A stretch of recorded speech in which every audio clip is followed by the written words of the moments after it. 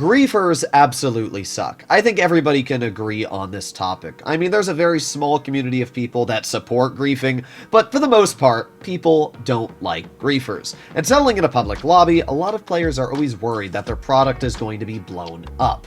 However, I am here to help you on your sale missions.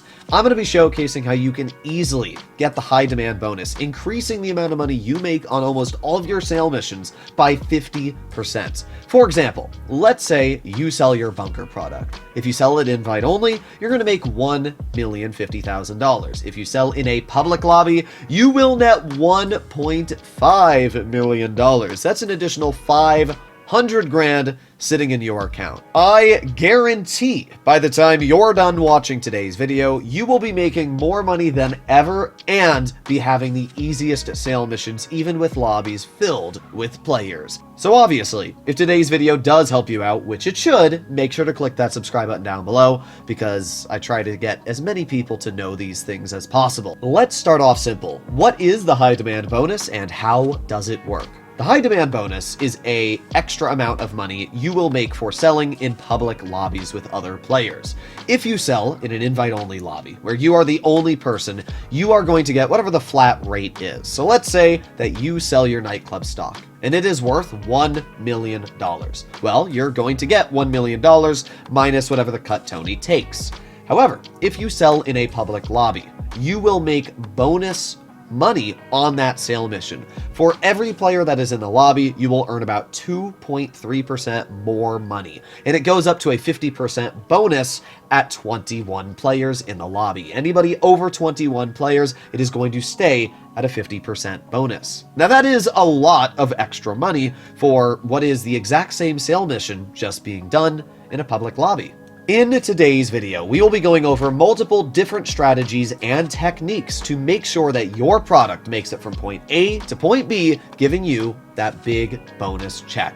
Starting off, let's keep it simple and scout the lobby. This is a very important trick because if you don't scout a lobby properly, well, you might have to deal with some nasty players. Taking a look at the session we're in, we can see that there is a level 580, and that's just about it. Taking a look at the second page, we can see that the level 580 is as high as it gets. That is really, really good. If you see lobbies that have players that are level 5,000 or, 8,000, already it means that there's probably a modder. Now we can see that somebody was obliterated by an orbital cannon. And I actually noticed just about 5 minutes ago, somebody was again obliterated by an orbital cannon.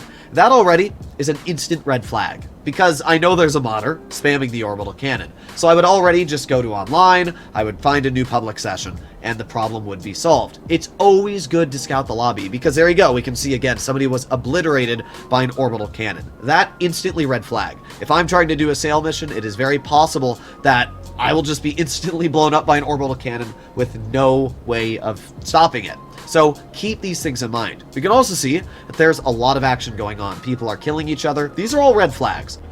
Just in case you didn't think this was a modded lobby, yeah, there's a lot going on. There are explosions everywhere. Yeah, we can clearly see that this is indeed a modded lobby. If you see anything like this going on, in fact, we have a jet firing missiles at me, yeah, best chance to do is called get the flock out of here. Yes, there you go. Ha ha! All right, well, that guy's dead. So this lobby, honestly, sucks. I would highly recommend, if you see a lobby like this, to leave. Even though there aren't many high players, there's a lot of action going on, and there is clearly a modder. So what I'm going to do is I'm going to hop into a new session. This is perfect proof on why you need to scout a lobby before you just start your sale mission. I know a lot of people that just load into a public lobby, see 25 people, they're like, well, there's my 50%, and start the sale mission. And sometimes you will instantly regret that, because if you're on PC like me, a modder with one click of a button will blow up your product. But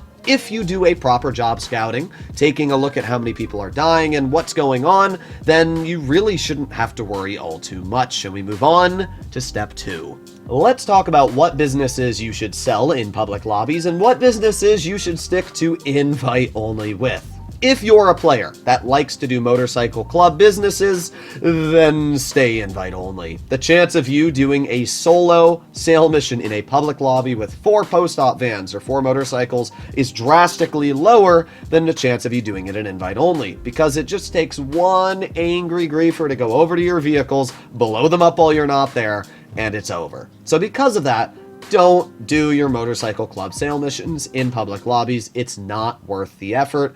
It's just an absolute headache. However, I'd be willing to say that just about every other business is a green light. When it comes to your bunker, as long as you follow the steps I'll break into in a bit, it's a very easy sale mission. The nightclub is always a single vehicle, which is incredibly good. Same for the Acid Lab. And now that the hangar also has land sale missions, which always give you a single vehicle, once again, super easy to do the sale missions with. Vehicle cargo is probably one of the best businesses because of the fact you don't have to deal with NPCs shooting at your car, and you get a bonus in money with really no worry about being blown up. And the final one we have is special cargo. This one can be a bit iffy. Special cargo, especially if you get like the Titan sale mission, it only takes one person to fly up to you, blow your stuff up. And because of that, it's really up to you. That's what I'm going to say. Like, I personally sell my special cargo in public lobbies because I can make millions extra. But if you're not the best player when it comes to defensive capabilities,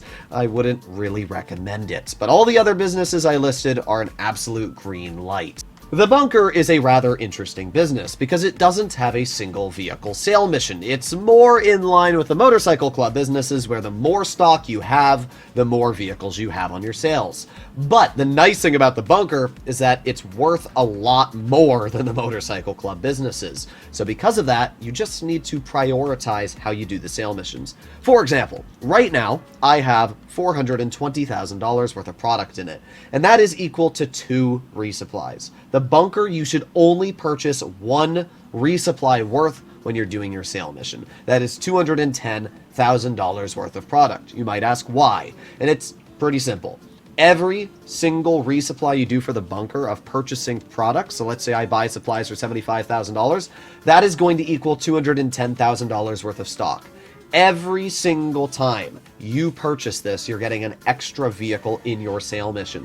So if you have $1 million worth of product, you could get 4 vehicles in your sale mission, which means just like motorcycle club businesses, somebody could drive right up to your stuff while you're trying to do the sale mission and blow it up. So because of that, I always recommend to either do the sale mission when it is 1 resupply or only 2. That way, at worst case scenario, you have to deliver 2 vehicles. So now let's break into the ways that you can defensively save your money and product from being destroyed, even if there's a griefer that is right above you. Well, let's start off with the simplest of the bunch, and that is going into a new lobby. You can see right now I've started a sale mission with my bunker. It is $420,000 if I were to sell to Los Santos, and we have 2 buggies. Let's say that somebody is shooting at my, buggies, and they're going to blow them up. Okay, no problem. All we have to do is go to online, find a new session, and invite only. And just like that, all of my problems fade away. We're going to load back into our bunker because that's where I've set my spawn location. And we can see that my product value went from $200,000 to $190,000. Taking a look at our computer, we can see I lost $20,000 worth of product selling to Los Santos. That is literally nothing, especially compared to the 50% bonus you will get once you complete a successful sale mission in a public lobby. The thing is that if somebody's about to blow up your product, or even if they do blow up one of your vehicles, all you need to do is not complete the sale mission, go into a new lobby, and you're going to get 99% of the product back. It's that easy. So when people are always worried about, oh, my stuff's going to be blown up, just go into a new lobby. You're barely going to lose any money for it, and it's definitely going to be worth it for that bonus. This trick works with the bunker, the Acid Lab, the hangar, and the nightclub. Basically all the businesses. The only one it doesn't work for is special cargo. Even motorcycle club businesses it works for, but obviously I don't recommend to sell in public lobbies with them. Your second option to self-defense is going invisible to the radar.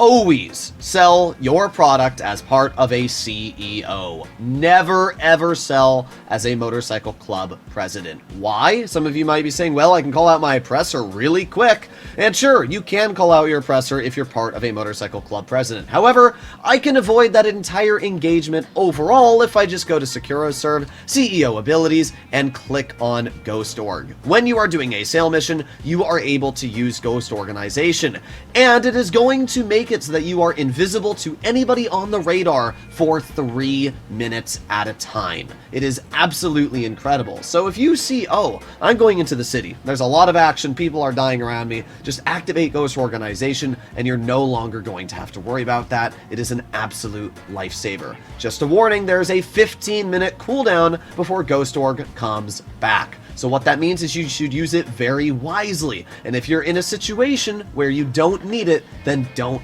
activate it. Also, if you're planning to do multiple sale missions, make sure that you've waited 15 minutes before starting your next one so that you have Ghost Org ready to obviously start your next sale mission with. A lot of people might say, well, you can also call Lester on the phone and get 1 minute off the radar. And yes, this is true. However, hiding yourself off the radar does not hide the vehicle that you're driving to other players. So do not call Lester. It is not going to help you hide your vehicle, and people will still know exactly where you are. That's honestly about it. It's very easy to sell your product in a public lobby. And even though it might sound scary, it really just isn't. For example, I'm currently doing a bunker sale mission. I'm in a lobby with about 8 or so people. I just am selling in the first lobby that popped up that didn't really have all too much action going on. And the thing is, you don't need to sell in a fully maxed out lobby. Even if you sell in a lobby that only has 10 people, you're still going to get a 25% bonus on the money you make. That's a big bonus. If you sell 4 businesses worth of product, you're basically making double the money you would have if you had sold in a solo lobby. And as we can see, the sale missions are easy. Right now, all I have to do is drive 2.5 miles. I'm selling my bunker product. Normally, it's worth $399,000 selling to Los Santos. But with this lobby with about 8 or so people, it should be worth more like maybe $500-ish thousand dollars.